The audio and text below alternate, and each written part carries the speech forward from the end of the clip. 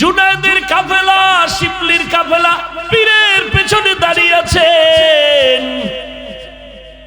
ওদিকে খ্রিস্টানদের গির্জার দিকে হঠাৎ 30,000 হাদিসের হাফেজ আবু আব্দুল্লাহ দাঁড়াইয়া গির্জার ভেতর একটা নজর দিল।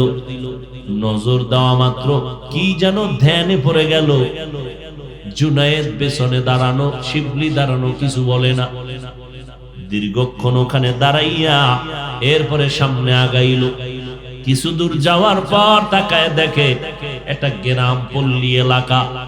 গ্রামের সুন্দরী সুন্দরী কন্যারা কলসি হাতের মধ্যে নিয়ে পানি নিয়ে যাইতেছে বাসায়। পানির কূপের কিনারায় খ্রিস্টান পাড়ার পাশের পল্লী এলাকায় সুন্দরী রমণীরা পানি নেয়।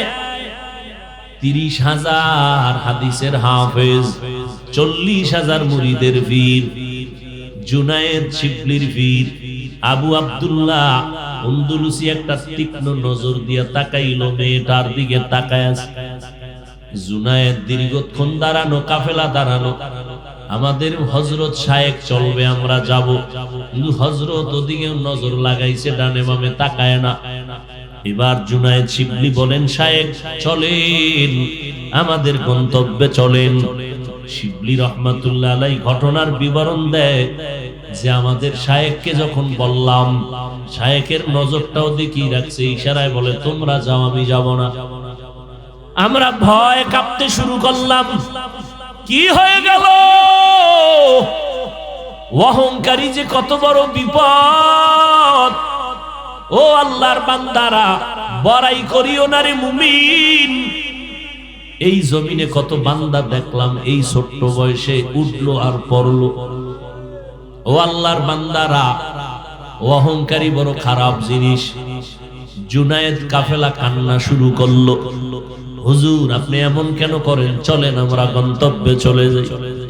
মিনহা খালাকনাকুম, এই মাটির মানুষ, তোরে মাটির থেকে শ্রেষ্ঠত্ব দান করছি, বাহাদুরি করবি না। মাটির দিকে তাকাইয়া আর একটা সবক নে।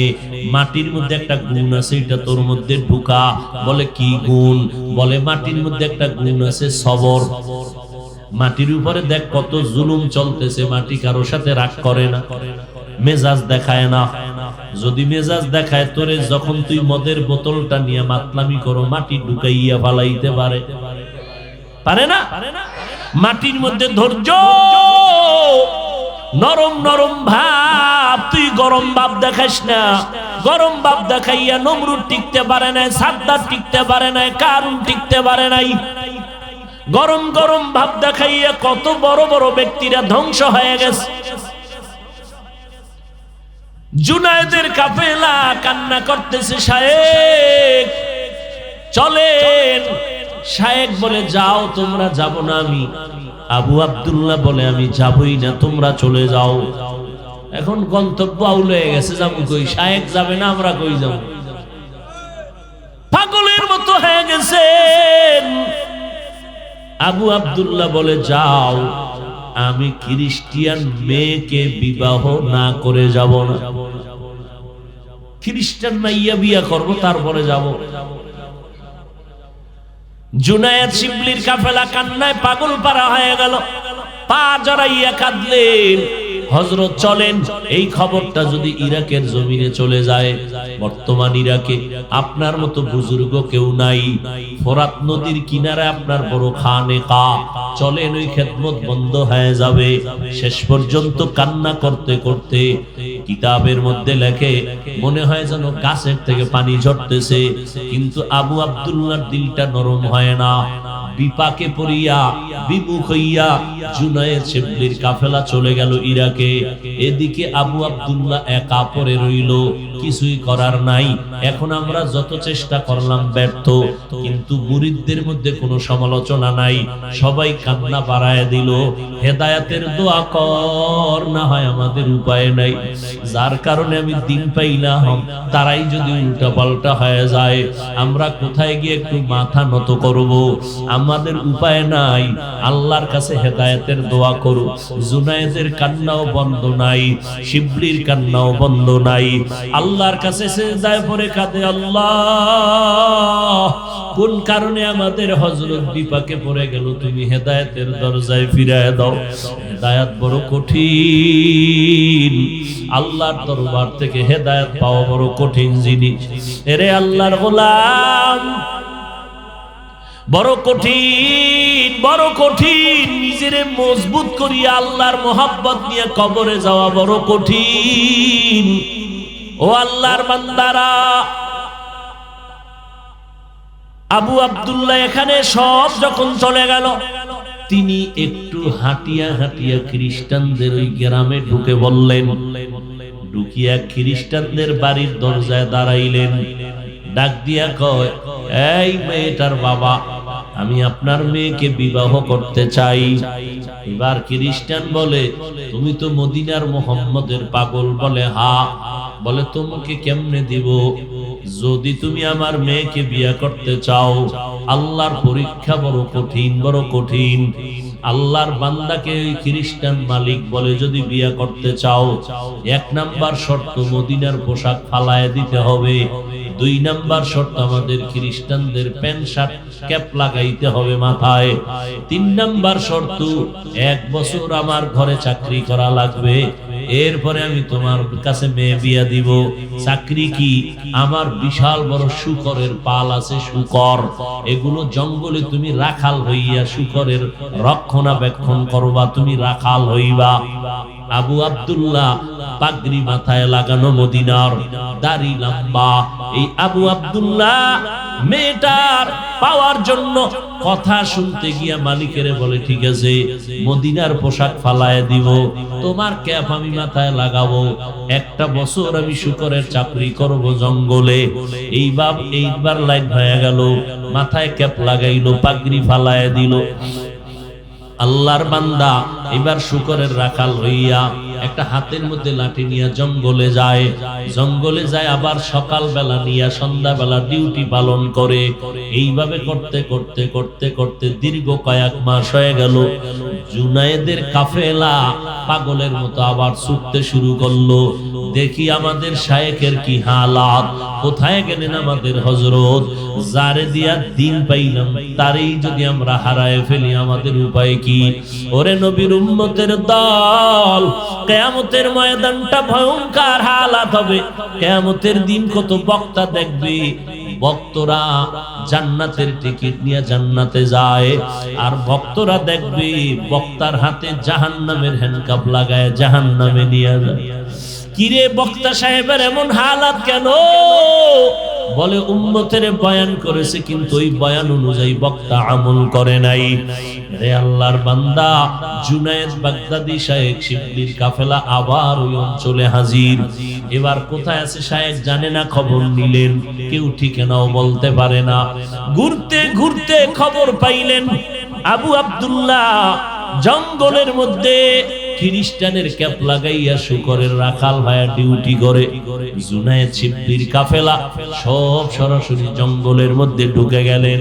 গিয়া দেখতেছে আমাদের শায়েখ মুরব্বির মাথায় পাগড়ি নাই, খ্রিস্টানের পোশাক লাগানো, একটা লাঠি হাতের মধ্যে নিয়ে দাঁড়ানো।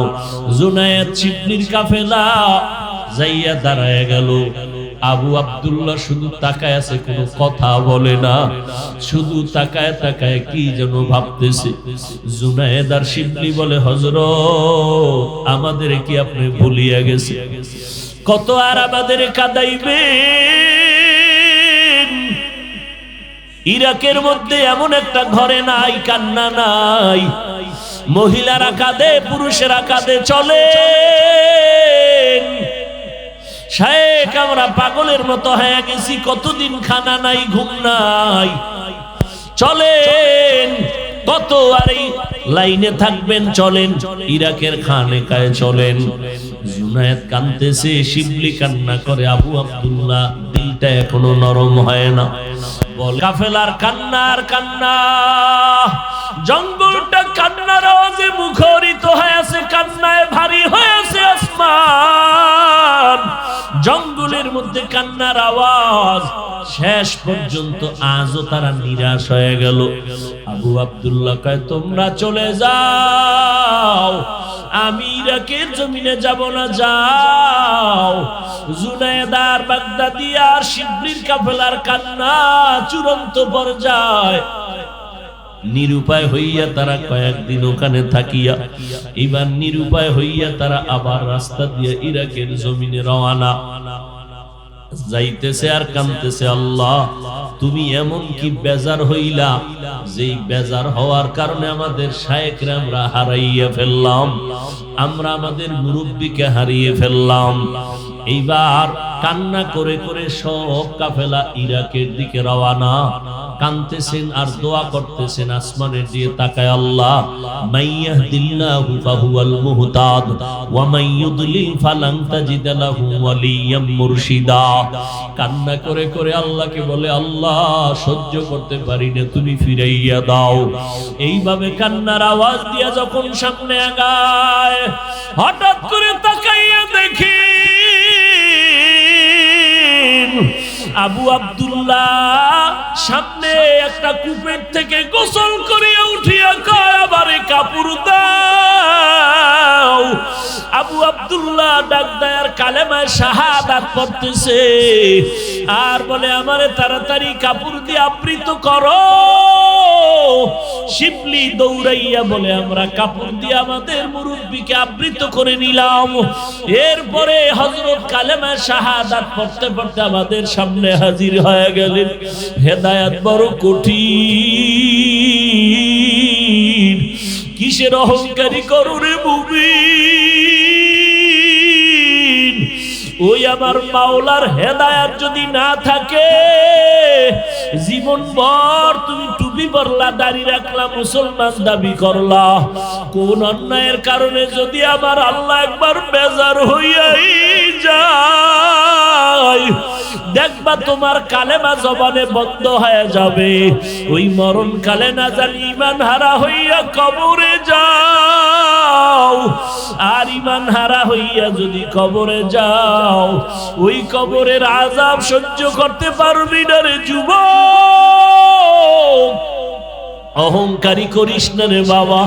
আমরা এত মানুষ এক জায়গায় জমা করতে খবর হয়ে যায়, আসা যাওয়ার ভাড়া দিয়ে এত লোক এত টাইম বসাইয়া রাখা যায় না। কি বড় দুঃখ। জহুরের নামাজ পড়িয়া ভোলায় বয়ান করে আসলাম, ভোলা। এরপরে গেলাম রূপগঞ্জ, এখন এখানে কালকে জহুর পড়ব কিশোরগঞ্জ। গঞ্জ নিয়ে আসি, শুধু গঞ্জ। মুসলমান, তুমি মুসলমান হইয়া কেন বলো হেলিকপ্টারে দৌড়ায়? তুমি কেন সমালোচনা করো? তুমি তো মোহাব্বত লাগাইয়া বেঈমানের সামনে চোখের উপরে কথা বলবা, এই বেঈমান। আল্লাহর কোরআন পড়লে আর মাওলা এই রকম সম্মান দেয়। মাদ্রাসায় পড়লে এমন সম্মান হয়। মদিনার নবীর আদর্শ মালাক বানাইলে এই পরিমাণ সম্মান আমার আল্লাহ দেয়। বেঈমানের তুমি চ্যালেঞ্জ দিবা যে মাদ্রাসা আমগো জীবনের বড় দামি একটা জায়গা। তুমি বেঈমানের বলার আগে তুমি জ্বললে ঘুরে মরতেছো কেন? আসলে তোমার ভেতরে হিংসার বাসা বড় কঠিন হয়ে গেছে। ও নির্লজ্জ, ও বেহায়া, তুমি মুসলমান। হাটহাজারীর হুজুর বলে গেছিলেন, হেলিকপ্টার আমার কাছে কিসের মতো। আরে আলেম হেলিকপ্টারে উঠবে, নাস্তিকদের ঘুম হারাম। নাস্তিকরা ঘুমাইতে পারে না, আমগো চিন্তা কইরো ঘুম নাই, আমগো পেরেশানি তো খাওন নাই, চেহারা কাটন কাটন ভাব। নাস্তিক বেঈমানের মাথা গরম। হুজুরেরা কেন হেলিকপ্টারে দৌড়ায়? ওরে তোর বাবার টাকায় দৌড়ায় না, আল্লাহ তাআলা যদি কবুল করে তোর বাবারাও ফিরাইতে পারে না। मेरा एजाज़ु करदन बेहिसाब खल्क़े रादादन जवाबे बासवाब हक न दारात दोस्ते खल्क़ा ज़ारे रा निस्ते ई खसलत एके दीनदारे रा भाईरा আমার মুসলমান গর্ব করবে যে মুসলমানের এটা সম্মান সারা দুনিয়া দেখে মুসলমানের সম্মান কত আলেমের সম্মান কত মাদ্রাসায় পড়লে সম্মান কত বাড়ে কারণ সব বেঈমানেরা পাগল মাদ্রাসা বন্ধ করে দাও বেঈমানরা পাগলের মধ্যে আবার একদল হুজুরেরাও আধা পাগল হেফজখানায় পড়ায় লাভ নাই মাথা নষ্ট হবে পঙ্গু হবে ওরে বেঈমান নাস্তিকেরা কোরআনের বিরুদ্ধে বলে এটা তাদের চিরচরিত অভ্যাস দুশমনের কাজ হলো দুশমনি করা কিন্তু একজন আলেম হইয়া কেন হেফজখানার বিরুদ্ধে ছাত্রদের বিরুদ্ধে কোরআনের বিরুদ্ধে মাদ্রাসার বিপক্ষে অবস্থান নেয় ইশারা ইঙ্গিতে মাদ্রাসার বিপক্ষে বলে আসলে বুঝতে বাকি নাই তার অন্তরের ভেতরে বেঈমানের মহব্বত ঢুকে পড়েছে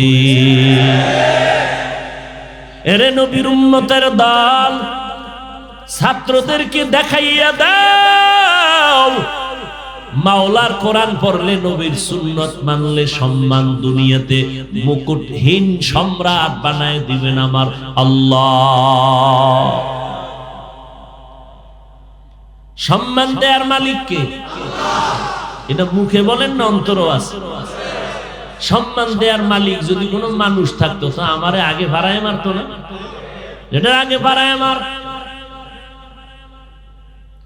যত অপচেষ্টা করে কোনো দিক দিয়েই পারে না চরমনাই বন্ধ করে দেও দাও যত বলে ততই বাড়ে দেওবন্দীদের উপরে যত আক্রমণ ততই বাড়ে আমি তো বলি মাত্র 10টা বছর তাকাইয়া থাকবি বাঙালি তাকাইয়া থাইকা দেখবি 10 বছরের মধ্যে আমার সোনার বাংলার প্রত্যেকটা গ্রামে গ্রামে ইনশাআল্লাহ এক একটা কওমি মাদ্রাসা হয়ে যাবে বলবা কেন ওই বাতিলের বিরোধিতার কারণে জোয়ারের পানিতে বাদ দিলে শক্তি বাড়ে না কমে হ্যাঁ তাবলীগ বাড়ছে না কমতেছে কেন যত বিরোধিতা করে ততই বাড়ে ততই বাড়ে ততই বাড়ে যত বিরোধিতা করে ততই মানুষ বাড়ে বিরোধিতার কারণে ঈমানওয়ালাদের প্লাস পয়েন্ট অতএব বাতিলের বিরোধিতায় কোনো আমাদের পেরেশানি নাই কারণ আমরা ওই নবীর আদর্শের উম্মত যেই নবীর 63 বছর হায়াতে একটা ভুলেও মিথ্যা কথা বলেন নাই আমরা ওই এমন একজন নবীর উম্মত যেই মায়ার নবী কোনদিন চোখ গরম কইরা কারো দিকে তাকাইয়া আমার নবী মেজাজ দেখান নাই কেমন মায়ার নবী আমার যেই মায়ার নবী কোনদিন কাউকে গালি দেন নাই গালির জবাবও দেন নাই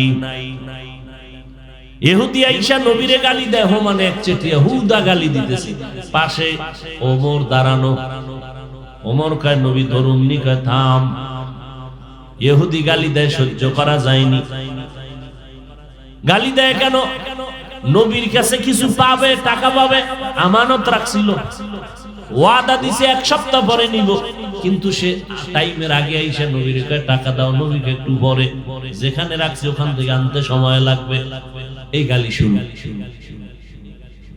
নবীর গালি দাও ওমরের মেজাজ গরম সহ্য করা যায় না নবীকে এত গরম যদি দেখাও ওর পাওনাটা দিয়ে দাও যাও ওনার ভাওনা দিয়ে না ভাওনা দিব কেমনে পাবে টাইম আছে গালি দিবে ওর অধিকার আছে ওর চাওয়ার অধিকার আছে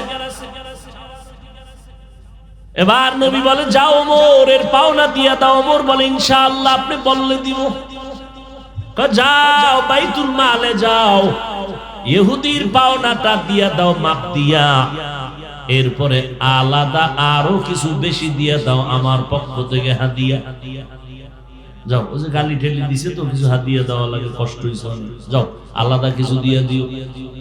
ওমর খায় দিকে বাইতুল মালে নিয়ে গেছে, নিয়া ওর পাওনাটা পুরা দিয়া আলাদা দিয়ে দিছে, বাড়াইয়া যাও এটা নবীর পক্ষ থেকে হাদিয়া।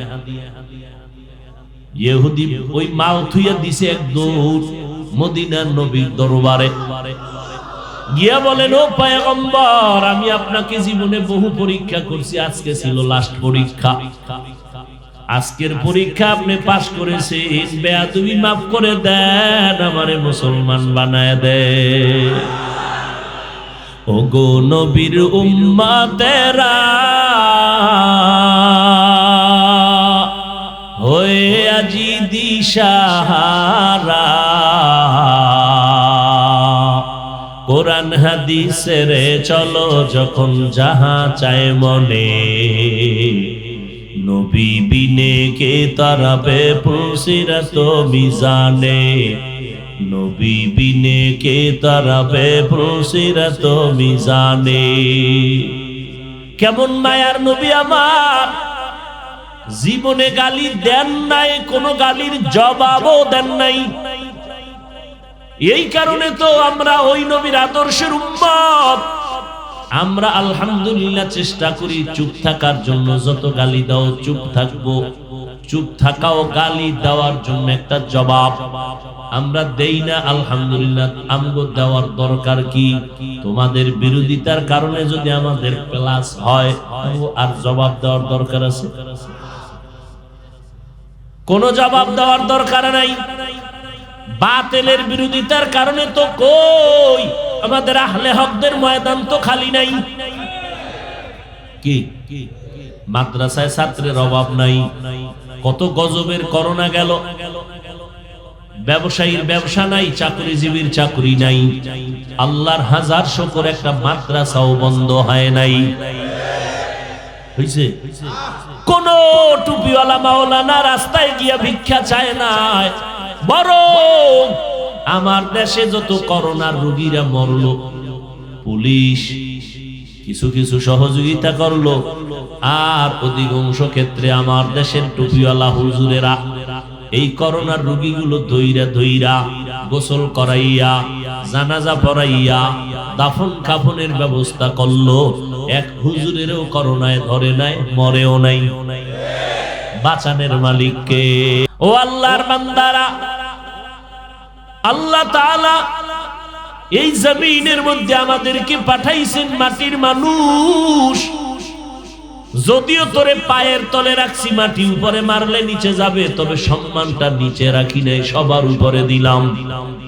তবে সাবধান, সবার উপরে সম্মান পাইয়া অহংকারী হইস না রে, খবরদার। বাপ দেখাইস না, সাবধান। আমি আল্লাহ দুনিয়ার সব মাখলুক তোর গোলাম বানায় দিস, অতএব তোর গরম ভাব দেখানোর কোনো প্রয়োজন নাই। এরে মাটির মানুষ, মাটির থেকে বানাইয়া তোর সম্মান দেওয়ার কারণে বাহাদুরি করবি না। বাহাদুরি করতে গিয়া নমরুদ টিকে নাই, ফেরাউন টিকতে পারে নাই। অহংকারী করার কারণে দুনিয়ার অনেক বড় বড় ব্যক্তিরাও ধ্বংস হয়ে গেছে। আপনাদের ধৈর্য থাকলে আমি একটা ঘটনার দিকে ঢুকতে চাই। জমিনের মধ্যে একজন বড় আল্লাহওয়ালা, আহলুল্লাহ, আউলিয়া, বড় বুজুর্গ, বড় আলেম। কেমন বড় আলেম? যার হাতে হাত লাগাই এই জগতের কুতুবুল আলমের টাইটেল পেয়েছেন জুনায়েদ বাগদাদি। যার হাতে হাতটা লাগাইয়া সৃষ্টির কাছে বড় দামি হয়ে গেলেন শায়েখ শিবলি রহমাতুল্লাহ আলাইহি। জুনায়েদ বাগদাদির নাম শুনছেন না? যেমন তেমন আল্লাহওয়ালা। এবার বুঝেন তাহলে তার পিসাব কেমন আল্লাহওয়ালা। আউলিয়ারা কারে উকবা ইখতিয়ার, জাহেলারা কারে দুনিয়া ইখতিয়ার। অহংকার পতনের মূল, হিংসা পতনের মূলের জাতি ভালো করে শুনো। কিসের অহংকারী করো, আমি বড় বক্তা, এই বাহাদুরি? ওরে তোরে চেয়ারে আমি আল্লাহ বঙ্গোপসাগর থেকে ধাক্কা দিয়া তোরে নারায়ণগঞ্জের চেয়ারে বসাইছি আমি আল্লাহ। এই ডিআইটি মাঠের মধ্যে এত মানুষ দেখতেছ, এটা তোর বাহাদুরি না, এরা কেউ আসে নাই, আমি আল্লাহ নিজে পাঠাইছি। তুই যদি মাস্তানি করো, বাহাদুরি করো, আমি এই মানুষগুলোর অন্তর থেকে মোহব্বতের পার্সেন্ট কমায় দেব। মোহব্বতের পার্সেন্ট যখন কমে যাবে, মানুষ দূরে সরে যাবে। বাহাদুরি করিস না রে বাবা, আল্লাহ তাআলা নিয়ামত দিয়েছেন, ধরে রাখ, শুকর আদায় কর। অহংকার আর হিংসা বড় খারাপ।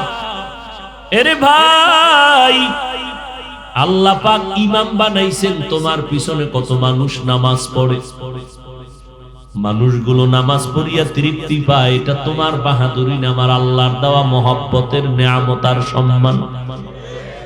এই ইমাম সাহেব, মোহাব্বত নিয়ে চলো। যেই জায়গায় দাঁড়াইয়া তুমি ইমামতি করো, ওই জায়গায় দাঁড়াইয়া কিন্তু মদিনার নবী ইমামতি করেছেন। ওই জায়গাটা কিন্তু ইমামতির জায়গা বড় কঠিন। ওই জায়গায় আবু বকর ইমামতি করেছেন, ওই জায়গায় ওমর ইমামতি করেছেন। অতএব বাহাদুরি করার কিছুই নাই। তুমি নামাজে দাঁড়াইয়া, তোমার হুঁশ আছে, তোমার পেছনে কত শত মুসল্লি তোমার উপরে নির্ভর করে নামাজে আছে। তোমার ভিতরে যদি একটু রিয়া আইসা যায়, তোমার একার গজবে তুমি পড়বা না, শত শত মুসল্লিদের বিপদ তোমার কাঁধে আইসা উঠবে। বড় কঠিন বিষয়। আল্লাহ মাফ করেন, আমার এক ওস্তাদ উজানি মাদ্রাসার মুহাদ্দিস মরহুম মারা গেছেন, বেশি দিন হয় নাই। রশিদ আহমদ রাহিমাহুল্লাহু তাআলা, তিনি ক্লাসের মধ্যে আমাদের একটা ঘটনা বলছিলেন। ঢাকার শহরে ইমামতিটি কেন বড় কঠিন। রাতের বেলা গোসল ফরজ হয়ে গেল, ইমামতি টিকাইতে গিয়া ওই সময় আরো বড় কঠিন অবস্থা ছিল। গোসলটা করিয়া নামাজে যাবে, জামাতের টাইম হয়ে গেছে, গোসলের টাইম নাই। উস্তাদ বলছেন, শেষ পর্যন্ত ইমামতি টিকে থাকানোর জন্য সেই গোসল ছাড়া ওযু করিয়া নামাজের ইমামতিতে দাঁড়ায় গেছে। ওযু করছে, গোসল করে, আল্লাহু আকবার বলিয়া যখন হাত বাঁধছে, সাথে সাথে জবান বন্ধ। চালাকি সব জায়গায় চলে না রে বাবা, বেয়াদবি সব জায়গায় চলে না। অহংকারী হইতে হইতে কিন্তু মানুষ চূড়ান্ত খারাপ হয়ে যায়। এরে আল্লাহর গোলাম, নিজেরে বড় মনে করার কি পুঁজি আছে বলো? তোমার কাছে এলেম আছে, কি পরিমাণ এলেম আছে? তোমার কাছে কি ইমাম ফখরুদ্দিন রাজির মতো এলেম আছে? ইমাম আবু হানিফার মতো আসেনি? কিসের বাহাদুরি করো? ও আল্লাহর বান্দা, তোমার কণ্ঠ এটা নিয়ে বাহাদুরি করো। দাউদ নবীর কণ্ঠের মতো তো তোমার কণ্ঠে জাদু নাই। আমার নবীর কণ্ঠ শোনার জন্য বেঈমানেরা গালি দিয়াও রাতের বেলা দাঁড়াইতো গোপনে তেলাওয়াত শুনে। এরে নবীর উম্মতের দল, তোমার আমার কণ্ঠ, কিসের কণ্ঠের বাহাদুরি করো? উজানির কারি ইব্রাহিম রহমাতুল্লাহ আলাইহি আল্লাহর কোরআনে এমন জোরে টান মারছেন, মুহাব্বতের তেলাওয়াত শুরু করছেন। মক্কা নগরীর পার্শ্বে মসজিদে মানুষ পাগল হয়ে গেছে। মানুষ সব এক হইয়া কয়, হুজুর আমগো ইমামতি করবেন, আপনি যাইতে পারবেন না বাংলাদেশ।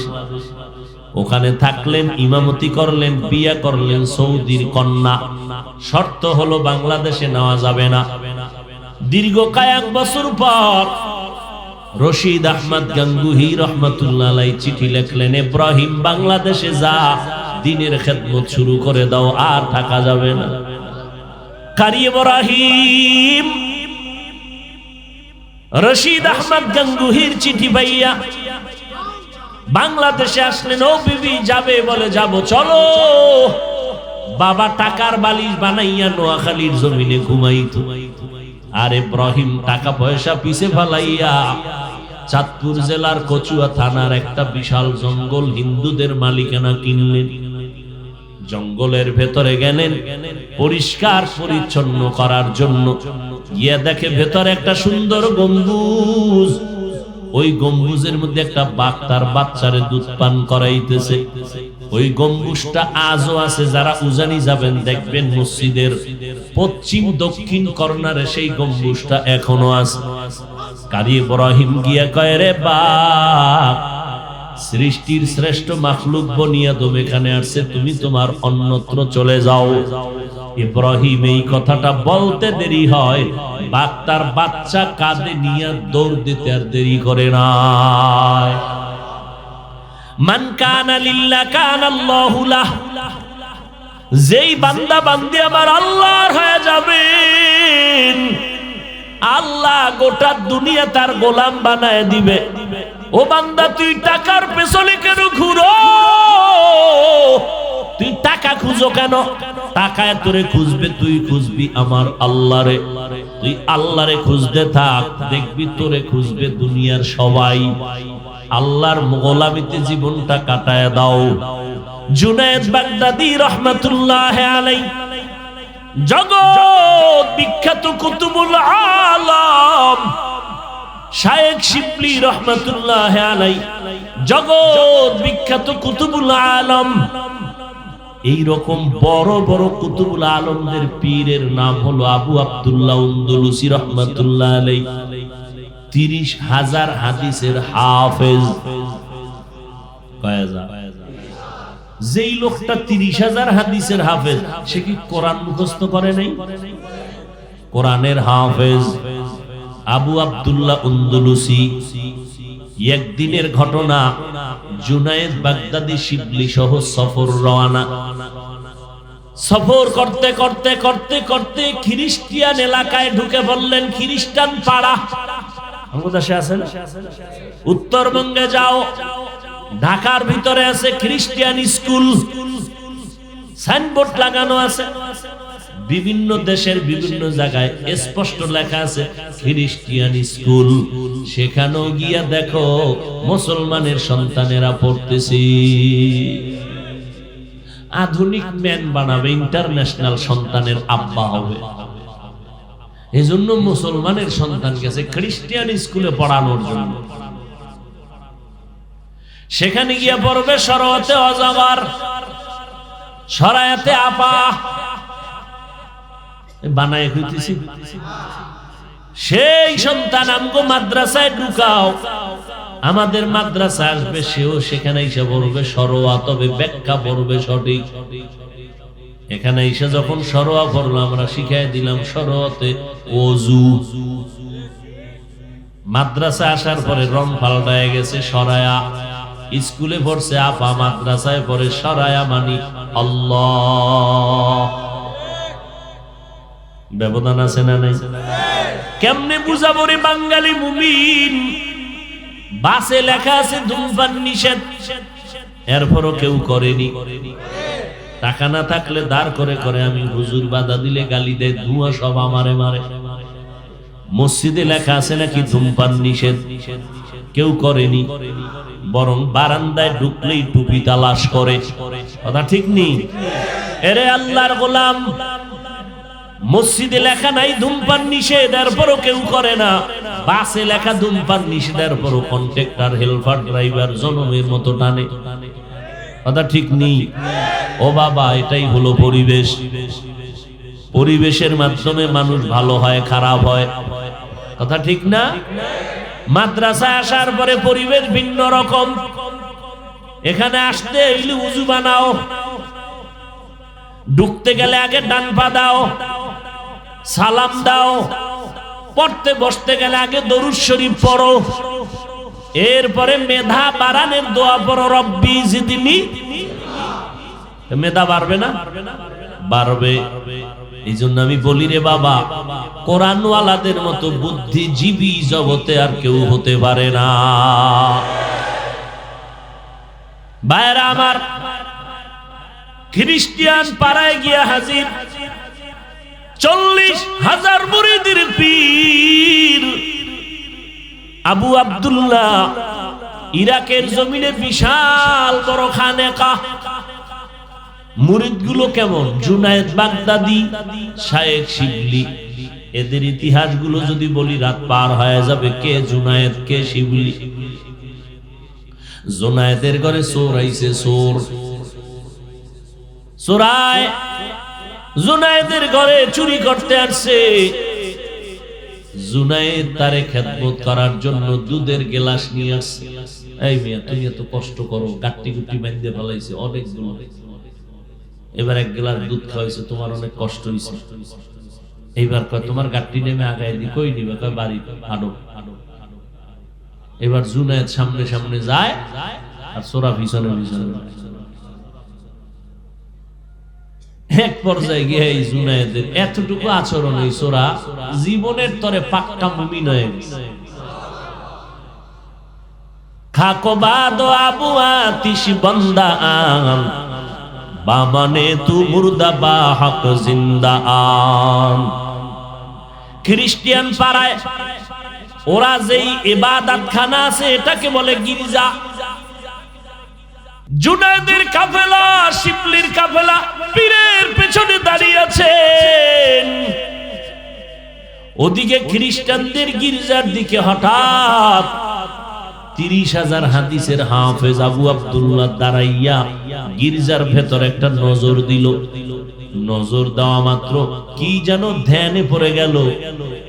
জুনায়েদ পেছনে দাঁড়ানো, শিবলি দাঁড়ানো, কিছু বলে না। দীর্ঘক্ষণ ওখানে দাঁড়াইয়া এরপরে সামনে আগাইল।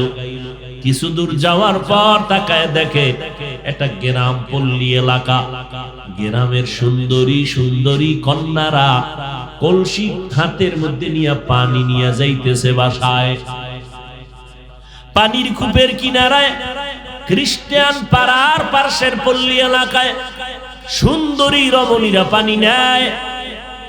30,000 হাদিসের হাফেজ, 40,000 মুরিদের পীর, জুনায়েদ শিবলির পীর আবু আব্দুল্লাহ আন্দলুসি একটা তীক্ষ্ণ নজর দিয়া তাকাইল মেয়েটার দিকে। তাকায় জুনায়েদ দীর্ঘক্ষণ দাঁড়ানো, কাফেলা দাঁড়ানো।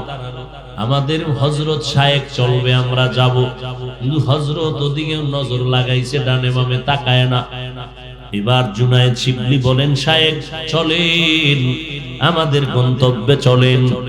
শিবলি রহমাতুল্লাহ আলাইহি ঘটনার বিবরণ দেয় যে আমাদের শায়েখকে যখন বললাম, শায়েখের নজরটাও দেখিয়ে রাখছে, ইশারায় বলে তোমরা যাও, আমি যাব না। আমরা ভয় কাঁপতে শুরু করলাম।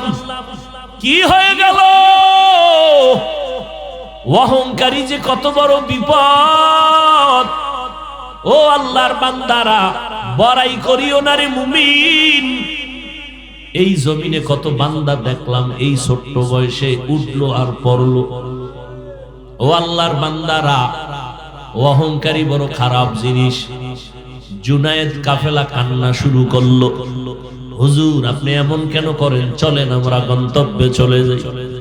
মিনহা খালাকনাকুম, এই মাটির মানুষ, তোরে মাটির থেকে শ্রেষ্ঠত্ব দান করছি, বাহাদুরি করবি না। মাটির দিকে তাকাইয়া আর একটা সবক নে।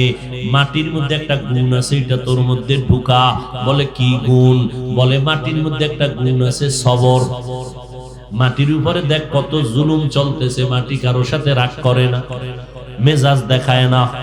যদি মেজাজ দেখায় তোরে, যখন তুই মদের বোতলটা নিয়ে মাতলামি করো, মাটি ঢুকাইয়া ফালাইতে পারে, পারে না? মাটির মধ্যে ধৈর্য, নরম নরম ভাব। তুই গরম ভাব দেখাস না। গরম ভাব দেখাইয়া নমরুদ টিকতে পারে নাই, সাদ্দাত টিকতে পারে নাই, কারুন টিকতে পারে নাই। গরম গরম ভাব দেখাইয়া কত বড় বড় ব্যক্তিরা ধ্বংস হয়ে গেছে। জুনায়েদের কাফেলা কান্না করতেছে, শায়েখ চলেন। শায়েখ বলে যাও, তোমরা যাব না আমি। আবু আব্দুল্লাহ বলে আমি যাবই না, তোমরা চলে যাও। এখন গন্তব্য আউল হয়ে গেছে, যাবো কই? শায়েখ যাবে না, আমরা কই যাব? পাগলের মতো হয়ে গেছেন। আবু আব্দুল্লাহ বলে যাও, আমি খ্রিস্টান মেয়েকে বিবাহ না করে যাব না। খ্রিস্টান মাইয়া বিয়া করব, তারপরে যাব। জুনায়েদ শিবলির কাফেলা কান্নায় পাগল পারা হয়ে গেল, পা জড়াইয়া কাঁদলেন। হযরত চলেন, এই খবরটা যদি ইরাকের জমিনে চলে যায়, বর্তমান ইরাকে আপনার মতো বুজুর্গ কেউ নাই, ফোরাত নদীর কিনারে আপনার বড় খানেকা, চলেন ওই খেদমত বন্ধ হয়ে যাবে। শেষ পর্যন্ত কান্না করতে করতে কিতাবের মধ্যে লেখে, মনে হয় যেন গাছের থেকে পানি ঝরতেছে, কিন্তু আবু আব্দুল্লাহর দিলটা নরম হয় না। বিপাকে পড়িয়া বিমুখ হইয়া জুনায়েদ শিবলির কাফেলা চলে গেল ইরাকে। এদিকে আবু আব্দুল্লাহ একা পড়ে রইল, কিছুই করার নাই। এখন আমরা যত চেষ্টা করলাম ব্যর্থ, কিন্তু মুরিদদের মধ্যে কোনো সমালোচনা নাই, সবাই কান্না বাড়ায় দিল, হেদায়েতের দোয়া কর, না হয় আমাদের উপায় নাই। যার কারণে আমি দিন পাইলাম, তারাই যদি উল্টা পাল্টা হয়ে যায়, আমরা কোথায় গিয়ে একটু মাথা নত করব? আমাদের উপায় নাই, আল্লাহর কাছে হেদায়েতের দোয়া করো। জুনায়েদের কান্নাও বন্ধ নাই, শিবলির কান্নাও বন্ধ নাই। আল্লাহর কাছে সিজদায় পড়ে কাঁদে, আল্লাহ কোন কারণে আমাদের হযরত বিপাকে পড়ে গেল, তুমি হেদায়েতের দরজায় ফিরায় দাও। হেদায়েত বড় কঠিন, আল্লাহর দরবার থেকে হেদায়েত পাওয়া বড় কঠিন জিনিস। এরে আল্লাহর গোলাম, বড় কঠিন, বড় কঠিন। নিজেরে মজবুত করিয়া আল্লাহর মোহাব্বত নিয়ে কবরে যাওয়া বড় কঠিন। ও আল্লাহর বান্দারা, আবু আব্দুল্লাহ এখানে সব যখন চলে গেল, তিনি একটু হাঁটিয়া হাঁটিয়া খ্রিস্টানদের ওই গ্রামে ঢুকে বললেন, ঢুকিয়া খ্রিস্টানদের বাড়ির দরজায় দাঁড়াইলেন। ডাক দিয়া কয়, এই মেয়েটার বাবা, আমি আপনার মেয়েকে বিবাহ করতে চাই। এবার খ্রিস্টান বলে, তুমি তো মদিনার মুহাম্মদের পাগল। বলে, হ্যাঁ। বলে, তোমাকে কেমনে দিব? যদি তুমি আমার মেয়েকে বিয়ে করতে চাও, আল্লাহর পরীক্ষা বড় কঠিন, বড় কঠিন। আল্লাহর বান্দাকে ওই খ্রিস্টান মালিক বলে, যদি বিয়ে করতে চাও, 1 নাম্বার শর্ত মদিনার পোশাক ফালায় দিতে হবে। 2 নাম্বার শর্ত আমাদের খ্রিস্টানদের প্যান্ট শার্ট ক্যাপ লাগাইতে হবে মাথায়। 3 নাম্বার শর্ত 1 বছর আমার ঘরে চাকরি করা লাগবে, এরপরে আমি তোমার কাছে মেয়ে বিয়া দিব। চাকরি কি? আমার বিশাল বড় শুকরের পাল আছে, শুকর, এগুলো জঙ্গলে তুমি রাখাল হইয়া শুকরের রক্ষণাবেক্ষণ করবা, তুমি রাখাল হইবা। আবু আব্দুল্লাহ পাগড়ি মাথায় লাগানো, মদিনার, দাড়ি লম্বা। এই আবু আব্দুল্লাহ মেয়েটার পাওয়ার জন্য কথা শুনতে গিয়া মালিকের বলে, ঠিক আছে, মদিনার পোশাক ফালায় দিব, তোমার ক্যাপ আমি মাথায় লাগাবো, 1টা বছর আমি শুকরের চাকরি করব জঙ্গলে। এইবার লাইন হয়ে গেল, মাথায় ক্যাপ লাগাইলো, পাগড়ি ফালায় দিল। আল্লাহর বান্দা এবার শুকরের রাখাল হইয়া একটা হাতের মধ্যে লাঠি নিয়ে জঙ্গলে যায়। জঙ্গলে যায় আবার সকাল বেলা নিয়ে সন্ধ্যা বেলা ডিউটি পালন করে। এইভাবে করতে করতে করতে করতে দীর্ঘ কয়েক মাস হয়ে গেল। জুনায়েদের কাফেলা পাগলের মতো আবার ছুটতে শুরু করলো। দেখি আমাদের শায়েখের কি হালাত, কোথায় গেলেন আমাদের হযরত? যারে দিয়া দিন পাইলাম তারই যদি আমরা হারায় ফেলি, আমাদের উপায় কি? ওরে নবীর উম্মতের দল, কিয়ামতের ময়দানটা ভয়ঙ্কর হালাত হবে। কিয়ামতের দিন কত বক্তা দেখবে, ভক্তরা জান্নাতের টিকিট নিয়ে জান্নাতে যায়, আর ভক্তরা দেখবে বক্তার হাতে জাহান্নামের হ্যান্ডকাপ লাগায় জাহান্নামে নিয়ে যায়। কিরে বক্তা সাহেবের এমন হালাত কেন? বলে উম্মতের বয়ান করেছে, কিন্তু ওই বয়ান অনুযায়ী বক্তা আমল করে নাই। রে আল্লাহর বান্দা, জুনায়েদ বাগদাদি শায়েখ শিবলির কাফেলা আবার ওই অঞ্চলে হাজির। এবার কোথায় আছে শায়েখ জানে না, খবর নিলেন, কেউ ঠিকানাও বলতে পারে না। ঘুরতে ঘুরতে খবর পাইলেন আবু আব্দুল্লাহ জঙ্গলের মধ্যে খ্রিস্টানের ক্যাপ লাগাইয়া শুকরের রাখাল হয়ে ডিউটি করে। জুনায়েদ শিবলির কাফেলা সব সরাসরি জঙ্গলের মধ্যে ঢুকে গেলেন। গিয়া দেখতেছে আমাদের শায়েখ মুরব্বির মাথায় পাগড়ি নাই, খ্রিস্টানের পোশাক লাগানো, একটা লাঠি হাতের মধ্যে নিয়ে দাঁড়ানো। জুনায়েদ শিবলির কাফেলা যাইয়া দাঁড়ায় গেল। আবু আব্দুল্লাহ শুধু তাকায় আছে, কোনো কথা বলে না, শুধু তাকায় তাকায় কি যেন ভাবতেছে। জুনায়েদ আর শিবলি বলে, হযরত আমাদের কি আপনি ভুলিয়া গেছে? কত আর আমাদের কাঁদাইবেন? ইরাকের মধ্যে এমন একটা ঘরে নাই কান্না নাই, মহিলারা কাঁদে, পুরুষেরা কাঁদে। চলে শায়েখ, আমরা পাগলের মতো হয়ে গেছি, কতদিন খানা নাই, ঘুম নাই, চলেন। কত আর এই লাইনে থাকবেন? চলেন ইরাকের খানেকায় চলেন। জুনায়েদ কাঁদতেছে, শিবলি কান্না করে। আবু আব্দুল্লাহ দিলটা এখনো নরম হয় না। বল কাফেলার কান্নার কান্না, জঙ্গলটা কান্নার আওয়াজে মুখরিত হয়ে আছে, কান্নায় ভারী হয়েছে আসমান। জঙ্গলের মধ্যে কান্নার আওয়াজ, শেষ পর্যন্ত আজও তারা নিরাশ হয়ে গেল। আবু আব্দুল্লাহ কয়, তোমরা চলে যাও, আমি ইরাকের জমিনে যাব না, যাও। জুনায়েদ আর বাগদাদি আর শিবলির কাফেলার কান্না চূড়ান্ত পর্যায়ে। নিরুপায় হইয়া তারা কয়েকদিন ওখানে থাকিয়া, এবার নিরুপায় হইয়া তারা আবার রাস্তা দিয়ে ইরাকের জমিনে রওনা। যাইতেছে আর কাঁদতেছে, আল্লাহ তুমি এমন কি বেজার হইলা, যেই বেজার হওয়ার কারণে আমাদের শায়েখরা আমরা হারাইয়া ফেললাম, আমরা আমাদের মুরব্বীকে হারিয়ে ফেললাম। এইবার কান্না করে করে সব কাফেলা ইরাকের দিকে রওনা। কাঁদতেছেন আর দোয়া করতেছেন, আসমানের দিকে তাকায়, আল্লাহ মাইয়াহদিল্লাহু ফাহুয়াল মুহতাদ ওয়া মান ইউদলিল ফালান তাজিদ লাহু ওয়ালিয়াম মুরশিদা। কান্না করে করে আল্লাহকে বলে, আল্লাহ সহ্য করতে পারি না, তুমি ফিরাইয়া দাও। এইভাবে কান্নার আওয়াজ দিয়া যখন সামনে আগায়, হঠাৎ করে তাকাইয়া দেখি আবু আব্দুল্লাহ সামনে একটা কূপের থেকে গোসল করিয়া উঠিয়া কয়, আমারে কাপড় দাও। আবু আব্দুল্লাহ ডাক দেয় আর কালেমায়ে শাহাদাত পড়তেছে, আর বলে, আমারে তাড়াতাড়ি কাপড় দিয়ে আবৃত করো। শিবলি দৌড়াইয়া বলে, আমরা কাপড় দিয়ে আমাদের মুরব্বীকে আবৃত করে নিলাম। এরপরে হযরত কালেমায়ে শাহাদাত পড়তে পড়তে আমাদের সামনে হাজির হয়ে গেলেন। হেদায়েত বড় কঠিন, কিসের অহংকারী করো রে মুমিন? ওই আমার মাওলার হেদায়েত যদি না থাকে, জীবন ভর তুমি টুপি পরলা, দাড়ি রাখলা, মুসলমান দাবি করলা, কোন অন্যায়ের কারণে যদি আমার আল্লাহ একবার বেজার হইয়াই যায়, দেখবা তোমার কালেমা জবানে বন্ধ হয়ে যাবে। ওই মরণ কালে না জানি ঈমান হারা হইয়া কবরে যাও, আর ঈমান হারা হইয়া যদি কবরে যাও, ওই কবরের আযাব সহ্য করতে পারবি না রে যুবক। অহংকারী করিস না রে বাবা। তোর মতো কত যুবক গাড়ির নিচে পড়িয়া লাশ হইয়া গেল।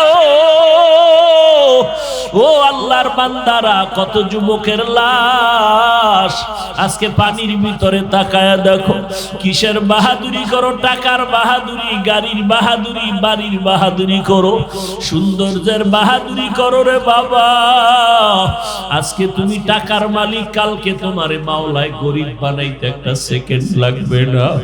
আজকে তোমার চেহারা সুন্দর, একদিন চেহারা নষ্ট হয়ে যাবে, কেউ পছন্দ করবে না। আজকে তোমার বন্ধু বান্ধব দেখে বাহাদুরি করিও না, এক সময় দেখবা তোমার পাশে কেউ নাই।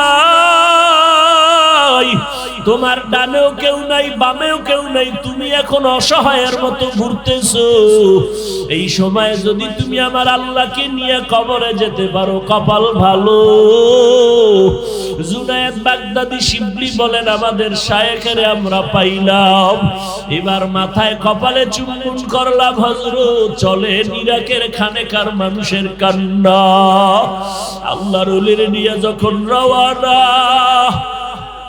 জুনায়েদ বাগদাদি শিবলি নিয়ে গেলেন, খানেকায় বসলেন। মহিলারা পর্যন্ত কান্না করে দোয়া করলেন, ও বাবা, তুমি আমি যে এত বাহাদুরি করি, তোমার আমার পিছনে দোয়া করার মতো কেউ আছেন? এমন একটা স্ত্রী পাইছো নিজে বাইরে তুমি ঘুরবা, স্ত্রী দোয়া করবে। এমন একটা সন্তান বানাইতে পারছো নিজে আব্বা আম্মার জন্য কলিজা ভরিয়া দোয়া করবে। এমন একটা সন্তান বানাইতে পারছো রে বাবা, যে তুমি বিপদে পড়লে সন্তান ঘুমাইবে না, কলিজা ভরিয়া দোয়া করবে। ও আল্লাহর গোলাম, কি কামাই করছো? সন্তানটারও মানুষ বানাইতে পারো নাই, তুমি ভালোবাসা দিয়ে কাউরে আপন বানাইতে পারলা না রে বাবা। আর কয়দিন বাহাদুরি করবি রে বাবা? ও পর্দার আড়ালের আব্বা জানেরা কিছুই না। আজকে যত আনন্দ দেখতেছেন, মরিয়া গেলে সাদা 3টা কাফন 5টা কাফনের প্যাকেট বানায় কবরে নিয়ে যাবে। জুনায়েদ বাগদাদি শিবলির কাফেলা হযরতকে নিয়ে যখন খানেকা ইরাকের মধ্যে নিয়ে গেলেন, সবাই এবার হযরতের সামনে বসে বলল, কারগুজারি শুনতে চাইলেন। এবার বলে, হযরত বেয়াদবি মাফ করবেন, কিছু হইছে না হয় এমন তো হইতেই পারে না, কি বিপদের কারণে এই হালাত? আবু আব্দুল্লাহ অজর দ্বারায় কান্না শুরু করলেন, বাবা হেদায়েত বড় কঠিন বিষয়, হেদায়েত বড় কঠিন। আমার নবী আবু জাহালের জন্য কতই না দোয়া করলেন, কালেমা নসিবে আসলো না। অথচ তরবারি নিয়ে যেই ওমর আমার নবীরে গল্লা কাটার জন্য দৌড়ায়, ওই ওমরের কপালে আল্লাহ হেদায়েতের দরজা খুলে দেয়। ওই ওমর তরবারি নিয়ে মুহাম্মদের কল্লা কাটতে গিয়া এবার নিজের বোনের বাড়ি গিয়া হেদায়েতের দরজা খোলা গেল। মদিনার নবী কাঁদতেছেন, ওমর দৌড়াইয়া বোনের বাড়ি গিয়ে কয়, বোন তুই নাকি মুহাম্মদের কালেমা কবুল করেছো? বলে হ্যাঁ। এই বোন তাড়াতাড়ি মুহাম্মদের কালেমা ফিরাইয়া দাও। বোন ডাক দিয়ে কয়, ভাই আমার হাত কাটো, পা কাটো, কল্লা কাটো, কালেমা ফিরাইয়া দেওয়ার মতো কোনো রাস্তা নাই। আমার কলিজায় কালেমার মোহাব্বত ঢুকায়া রাখছি, ফেরত দেওয়া যাবে না। ওমর তরবারিটা বের করে বোনের উপরে যখন আক্রমণ শুরু করলো, বোনের নরম শরীর থেকে রক্ত বের হয়ে জমিন লাল হয়ে গেল। বোন কাঁদে আর বলে, ভাই তুমি জানো আমার এখানে মা নাই, বাবা নাই, তুমি আমার আপন বড় ভাই। আজকে যদি মা থাকতো আমার গায়ে ফুলের টোকাও লাগতে দিত না। তুমি আজকে মারতেছো, মারো, আমার কোনো দুঃখ নাই, মন ভরিয়া মারো।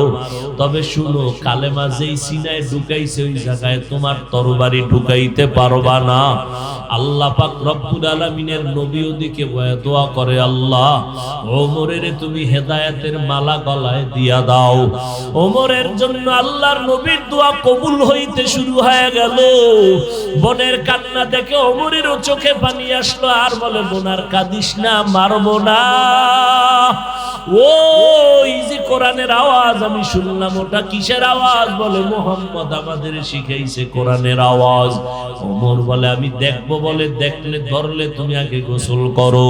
ওমর গোসল বানাইয়া কোরআনটা ধরলো। ওই কোরআনের আয়াতের নূর যখন সিনার মধ্যে গিয়া ধাক্কা লাগায় দিল, ওমরের কলিজার মধ্যে আগুন দাউ দাউ করে জ্বলে উঠলো। ডাক দিয়া কয়, বোন এত মজার কথা তো জীবনে আর শুনি নাই, যে তোমাদের শিখাইছে কে? বলে, মুহাম্মদ। বলে, কোরআনের আওয়াজ কথা এত সুন্দর, যেই লোকটা তোমাদের শিখাইছে সেই মুহাম্মদ না জানি কত সুন্দর। চলো মুহাম্মদের দরবারে আমি যাব। আল্লাহ হেদায়েতের দরজা খুলে দিলেন। শায়েখরে জিজ্ঞাসা করলেন, ও শায়েখ আমাদের, আপনার উপরে এত বিপদ আসার পেছনে কারণ কি? এবার আবু আব্দুল্লাহ আন্দলুসি রাহমাতুল্লাহ আলাইহি বলেন, ও জুনায়েদ ও শিবলি শুনো, আমরা যখন কাফেলা নিয়ে খ্রিস্টান পাড়ায় ঢুকছিলাম, খ্রিস্টানদের গির্জার মধ্যে যখন নজর দিছিলাম, নজর দিয়ে একটা ধ্যানে পড়ে গেছিলাম। ওখানে ওরা যাদের পূজা করে, ওরা যাদের আরাধনা করে, আমি ওদের দিকে তাকাই একটু ভাব এনেছিলাম ভেতরে। মনে মনে বলেছিলাম, এই খ্রিস্টানের জাত তোরা সব জাহান্নামী হয়ে যাবি, আমি আবু আব্দুল্লাহ জান্নাতের মালিক হয়ে গেছি। এই যে একটা ভাব আমার ভেতর আসছিল, সামান্য অহংকার, এই ভাবটা যখন আমার মধ্যে আসছে, আমি হঠাৎ করে তাকায় দেখলাম আমার কলবের এখান থেকে একটা আলো বের হয়ে চলে গেল। এখন আমি অন্ধকার দেখি, অন্ধকার। এখন আমি ভালো মন্দ যাচাই করতে পারি না, এখন আমি অন্ধকার আলো যাচাই করতে পারি না। এই অবস্থা। এবার জুনায়েদ বাগদাদী শিবলি বলেন, শায়েখ আপনি তো 30,000 হাদিসের হাফেজ ছিলেন, কি পরিমাণ হাদিস আপনার মুখস্থ ছিল? বলে, আমার একটা হাদিস আর মনে ছিল না। কোরআনের হাফেজ আলেম একটা আয়াত আমার অন্তরে ছিল না, তবে একটা আয়াত আমার অন্তরের মধ্যে ছিল, মাইয়াহদিল্লাহু ফাহুয়াল মুহতাদ ওয়া মাইয়ুদলিল ফালান তাজিদ লাহু ওয়ালিয়াম মুরশিদা। আমার অন্তরে ওই একটা আয়াত আমার অন্তরে ছিল। আয়াতের অর্থ, আল্লাহ যদি কাউকে হেদায়েত দেয় সে পেয়ে যায়, আর কেউ যদি হেদায়েত থেকে বঞ্চিত হয়ে যায়, ওই বান্দা হেদায়েত পাবে দূরের কথা, কোনো মুরব্বিও তালাশ করে পায় না। এরে আল্লাহর বান্দা শিবলি রহমাতুল্লাহ আলাইহি বলেন, আবার আগের মতো আমাদের হযরত দ্বীনের খেদমত, তাসাউফের খেদমত শুরু করলেন। ওদিকে তো খ্রিস্টান মেয়েটাকে আর বিয়া করা হইলই না। শিবলি বলেন, আল্লাহ পাকের কুদরতের দরজা খুলে গেল। ওই খ্রিস্টান মাইয়া স্বপ্নে দেখতেছেন আবু আব্দুল্লাহকে, স্বপ্ন দেখিয়া পাগল পারা হয়ে গেছে। তার সোহবতে থাকার জন্য আবু আব্দুল্লাহকে স্বপ্ন দেখতে দেখতে পাগল হইয়া মেয়েটা কারো কাছে বলে না। একদিন স্বপ্নের মধ্যে বলতেছে, আমাকে তুমি ঠিকানা দাও, আমি সেই লোকটার কিনারায় চলে যাব। এইবার স্বপ্ন যোগেই জিজ্ঞাসা করে, ওই আবু আব্দুল্লাহর কাছে যদি যেতে চাও তাহলে তোমার কালেমা ছাড়া উপায় নাই। মেয়েটা এমন পাগলনির মতো হয়ে গেছে, বলে আমি কালেমা পড়ার জন্য রেডি হয়ে গেলাম। এইবার ঠিকানা দিয়া কয়, যাও ফোরাত নদীর কিনারায় আবু আব্দুল্লাহর খানেকা চলে যাও, ইরাকের জমিনে। খ্রিস্টান মেয়েটা এবার গোপনে গোপনে চলে গেল ইরাকের ওই ফোরাত নদীর কিনারায় খানেকায়। এবার গিয়া খবর দিল, অমুক এলাকার খ্রিস্টানের মেয়ে আসছে আপনার কাছে আপনার সোহবতে থাকার জন্য। আবু আব্দুল্লাহ বলে, নিরাপদ জায়গা, পর্দা রক্ষা করে তারে ওখানে বসাও। হুজুর এবার তারে কালেমা পড়ে মুসলমান বানায় দিলেন। বানাইয়া দেওয়ার পরে কিছু আমল দিলেন। মেয়েটা আমল করা শুরু করলো। মেয়েটার দাবি হলো, আপনার সাথে আমার বিবাহ হতে হবে। ওদিকে আবু আব্দুল্লাহর অন্তরে তো তামান্না ওই মেয়েটাকে বিয়া করবে, কিন্তু দুনিয়ার হায়াত আর বেশি দিন থাকলো না। ওই মেয়েটা কালেমাওয়ালা মুসলমান হওয়ার পর ওই খানেকায় থেকে থেকে ইবাদত করে করে, আমল করে করে অসুস্থ হয়ে গেল। এক পর্যায়ে দুনিয়া থেকে বিদায় হয়ে গেল। ইন্তেকাল হওয়ার বেশি দিন বাকি নাই। কিছুদিন পর শায়েখ শিবলি ঘটনা বলেন যে আমাদের শায়েখ দুনিয়া থেকে বিদায় হয়ে গেলেন। শিবলি রহমাতুল্লাহ আলাইহি বলেন, আমি বহুদিন পর ওই খ্রিস্টান মেয়েটার ইন্তেকাল হয়ে গেল, এরপরে আমাদের শায়েখের ইন্তেকাল হয়ে গেল। দীর্ঘ অনেক দিন পরে শিবলি একদিন স্বপ্নে দেখতেছি আমার শায়েখ আর ওই মেয়েটা জান্নাতের বাগানে বিচরণ করতেছে। এরে নবীর উম্মতের দল, শিবলি রহমাতুল্লাহ আলাইহি বলেন, ও দুনিয়ার মানুষ, নিজেকে বাহাদুর মনে করিও না। ও আল্লাহর বান্দারা, তুমি নিজেকে বাহাদুর মনে করবা কখন? ওই অন্ধকার কবরে যেদিন তোমার লাশটা চলিয়া যাবে, ওই কবরে যখন সবাই শুয়াইয়া রাখিয়া পাড়াইয়া পাড়াইয়া মাটি দিয়া সবাই চলে যাবে, ওই কবরে তখন তুমি অন্ধকারে একা। ওই অন্ধকারে ডানে মাটি বামে মাটি সামনে পেছনে উপরে নিচে মাটি, কেউ নাই। ওই কবরে তিনটা প্রশ্ন করার জন্য দুইজন ফেরেশতা হাজির হয়ে যাবে। তোমার রবের পরিচয় দাও, ধর্মের পরিচয় দাও, রাহমাতুল লিল আলামিনের পরিচয় দাও। ওই কবরের প্রশ্নের জবাব দুনিয়াতে যারা রবের গোলামি করবে, আল্লাহর গোলামি করে ইসলাম মানিয়া নবীর সুন্নাত নিয়ে কবরে যাবে, তারা জবাব দিবে রব্বি আল্লাহ দীনিয়াল ইসলাম। আল্লাহর নবী বলেন সাথে সাথে তাদের কবরে আল্লাহ পাকের অর্ডার হয়ে যাবে, ফেরেশতারা আমার এই আশিক বান্দার কবরের মধ্যে বেহেশতের বিছানাটা দিয়া দাও, আমার বান্দার কবরকে বড় এক বালাখানা বানাও, জান্নাতের সাথে রাস্তা বানায় দাও, আমার বান্দা আরামে ঘুমাবে, কিয়ামত পর্যন্ত ঘুমে যেন কেউ ডিস্টার্ব না করে। কারণ দুনিয়াতে আমার বান্দা ঘুমায় নাই, রাতের বেলা সবাই যখন ঘুমে গেল, আমার আশিক ওই ঘুমের মধ্যে থেকে উঠিয়া যায় নামাজে দাঁড়ায় গেছে। ওই গভীর রাতে আমি আল্লাহকে মোহাব্বত লাগায়া লাগায়া ডাকছে, আমি আল্লাহকে ডাকতে ডাকতে বান্দা পাগলের মতো হয়ে গেছে, ঘুমাইতে পারে নাই। যেখানে একটু আল্লাহর মোহাব্বতের আওয়াজ পাইতো সেখানেই দৌড়ায় যাইতো, যেখানে আলেমদের আওয়াজ পাইতো দৌড়ায় যাইতো। এখন আর কষ্ট না দিয়া বান্দার জন্য ঘুমের আরামের ব্যবস্থা করে দাও। আল্লাহর নবী বলেন যারা রবের গোলামি না করিয়া গুনাহগার হইয়া কবরে যাবে, ওই কবরে যাওয়ার পর আল্লাহর ফেরেশতারা প্রশ্ন যখন করবে, গুনাহগারের একটা জবাবও দিতে পারবে না। আল্লাহ বলে ফেরেশতা এই নাফরমানের আর সুযোগ না দিয়া কবরে জাহান্নামের বিছানা দাও, ওই জাহান্নামের আগুনের সাথে রাস্তা বানায়া দাও। আল্লাহর নবী বলেন রে মানুষ, ওই কবরে গিয়া যদি নাজাত না পাও, নাজাত না পাওয়া পর্যন্ত নিজেকে বান্দা তুমি ভালো বলে দাবি করার কোনো উপায় নাই। আজকে আমাকে যতই সম্মান করে আমি বক্তা, তুমি শ্রোতা, এই সম্মান এই বাহাদুরি আজরাইল আসা পর্যন্ত আমার আর টিকবে না। তিনটা সাদা কাপড়ের প্যাকেট বানায় কবরে নেওয়া হবে। এরে আল্লাহর বান্দারা, ওই আল্লাহর মোহাব্বত নিয়ে অহংকারের থেকে নিচে নামো, বাহাদুরি ভাব অন্তর থেকে দূর করে আমার আল্লাহকে বলো আল্লাহ বিনয়ী জিন্দেগি দান করো, মাটির মানুষ মাটির মতো নরম বানায় দাও। আমার নবীর কোনো গুনাহ নাই। আম্মা জান আয়েশা বলেন সেই নবীরে দেখি আমি ঘরের মধ্যে কান্না করতেছেন। ও নবী কেন কাঁদেন? বলে হাসরের ময়দানে আযাবের ভয়ে কান্না করতেছি। ও নবী কেমন আযাব? আম্মা জান আয়েশাকে নবী বলেন ও আয়েশা, হাসরের ময়দানটা এমন ভয়ঙ্কর হবে, নারী আর পুরুষগুলো সব উলঙ্গ দাঁড়াবে, অপরদিকে জাহান্নামের আগুনের আওয়াজ শুরু হয়ে যাবে, অন্যদিকে আল্লাহ বলবে সূর্য নিচে নাইমা যত তাপ আছে ছেড়ে দাও। ওদিকে আমার আল্লাহ রাগান্বিত আওয়াজ দিয়া বলবেন লিমানিল মুলকুল ইয়াউম। আল্লাহর কুদরতের রাগান্বিত আওয়াজে হাসরের ময়দান থরথর করে কেঁপে উঠবে। আল্লাহর নবী বলেন আয়েশা কেমন ভয়ঙ্কর হওয়ার কারণে নবীরা পর্যন্ত নাফসি নাফসি নাফসি বলে কান্না করবে।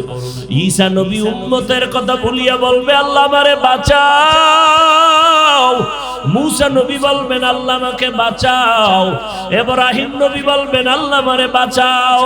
আম্মা জান আয়েশা বলে নবী আপনি তো দু জাহানের সরদার, আপনি তখন কি করবেন? মায়ার নবী বলেন আয়েশা আমি তখন সিজদায়ে মাকামে মাহমুদে পড়ে কাঁদবো আর আল্লাহকে বলবো আল্লাহ আমার উম্মতের বাঁচাও, ও আল্লাহ আমার গুনাহগার উম্মতের বাঁচাও, একটা উম্মত যেন জাহান্নামে না যায়। আল্লাহ বলবে নবী আপনি মাথা উঁচু করেন, কাঁদবেন না, আপনার উম্মতগুলো জান্নাতে বাছাই করে করে নিয়ে যান। আম্মা জান আয়েশা বলেন নবী হাজারো কোটি কোটি মানুষের মধ্যে উম্মতরে চিনবেন কি করে? মায়ার নবী বলেন ও আয়েশা আমার উম্মতেরা যারা পাঁচ বেলার ওযু বানাইয়া নামাজ আদায় করবে, হাসরের ময়দানে এদের অজুর অংশগুলো নূরের আলোর দ্বারা ঝলমল করতে থাকবে। ও আল্লাহর বান্দারা, ওই হাসরের ময়দানের ভয়ে যদি নবীরা কান্না করতে পারেন, আল্লাহর নবী পর্যন্ত কাঁদতে পারেন, ও আল্লাহর বান্দা, তোমার আমার আমলের তো কোনো খবর নাই। ওই জাহান্নামের ভয়ে, হাসরের ময়দানের ভয়ে আবু বকর কাঁদলেন, ওমরের কান্না, উসমানের কান্না, হযরত আলীর কান্না, সমস্ত আল্লাহওয়ালাদের কান্নার আওয়াজ। আজকে তোমার চোখে কেন পানি নাই? গুনার কারণে দিলটা পাথর। মায়ার নবী বলেন, জাহান্নামের কথা কানে আসলে 2 ফোঁটা চোখের পানি ছেড়ে কাঁদো। কান্না যদি না আসে, কান্নার বাহানা করিও। ও আল্লাহর বান্দারা, ওই আল্লাহর আযাবের ভয়ে 2 ফোঁটা চোখের পানি ছেড়ে তওবা করো, আর অন্তর দিয়ে আমার আল্লাহকে ডাকো, আর বলো, আল্লাহ, এই ময়দানে আমার মতো গুনাহগার কেউ নাই। গুনার কারণে আমার হাত না পাক, চোখ না পাক, জিহ্বা না পাক, অন্তর না পাক। আয় আল্লাহ, এই গুনাহ নিয়ে কবরে যেতে চাই না রে মালিক। ও আল্লাহ, মরণ তো হবে, পালানোর উপায় নাই। এই জীবনে কত লাশ কবরে রাখলাম, জানাজা পড়াইলাম, একদিন তো আমারও মরণ হয়ে যাবে। আমার আপনজনের আমার গেঞ্জিটা প্লেট দিয়া কেটে রাখবে। ও আল্লাহ, মরণ তো হবে, তবে মরণটা যেন রোজার হালাতে হয়, মরণটা যেন নামাজের সেজদার অবস্থায় হয়, মরণটা যেন তোমার নামের জিকিরের অবস্থায় হয়, মরণ যেন তেলাওয়াত অবস্থায় হয়। গুনাহ নিয়ে কবরে যেতে চাই না রে আল্লাহ। মশার কামড় সইতে পারি না, কবরের মাটির চাপ সহ্য কেমনে করব রে আল্লাহ। আল্লাহ বলে, বান্দা, খাঁটি অন্তরে যদি তওবা করতে পারো, অহংকার মুক্ত হইয়া, আমি আল্লাহ তোরে জীবনের গুনাহ একটা সেকেন্ডে মাফ করিয়া দিব। ও যুবকেরা, নামাজ ছাড়িও না, মা বাবারে কষ্ট দিও না, আলেমদের বিরোধিতা করিও না। ও পর্দার আড়ালের মা বোনেরা, 5 বেলার নামাজ পড়েন, স্বামীর মাল হেফাজত করেন, আদর্শ সন্তান দুনিয়াতে রেখে যাওয়ার চেষ্টা করেন, আল্লাহর কাছে নামাজ পড়ে দোয়া করেন। ও যুবকেরা, মা বাবার দোয়া নিয়ে সামনে আগাও। চাকরি করো, ব্যবসা করো, স্কুলে পড়ো, কলেজে পড়ো, নামাজ ছাড়িও না, মিথ্যা বলিও না, গীবত করিও না, গুনাহ থেকে নিজেরে বাঁচাও, মা বাবার দোয়া নাও, আলেমদের পরামর্শ নাও, আল্লাহর কাছে অন্তর দিয়া বলো, আল্লাহ, মেহেরবানি করে আমাদের কবুল করে নেন, আমাদের তওবা কবুল করে নেন। আয় আল্লাহ, আমাদের জিন্দেগি নেক আমলওয়ালা, নবীর আদর্শওয়ালা জিন্দেগিতে পরিণত করে দেন, আমিন। আলহামদুলিল্লাহি রাব্বিল আলামিন, ওয়াসসালাতু ওয়াসসালামু আলা সাইয়্যিদিল আমবিয়াই ওয়াল মুরসালিন ওয়া আলা আলিহি ওয়া আসহাবিহি আজমাইন। ইয়া আরহামার রাহিমিন, ইয়া আরহামার রাহিমিন, ইয়া আরহামার রাহিমিন। রব্বিরহামহুমা কামা রাব্বায়ানি সগীরা। আল্লাহুম্মা ইন্না নাসআলুকা রিযাকা ওয়াল জান্নাহ ওয়া নাউযু বিকা মিন সাখাতিকা ওয়ান নার। আল্লাহ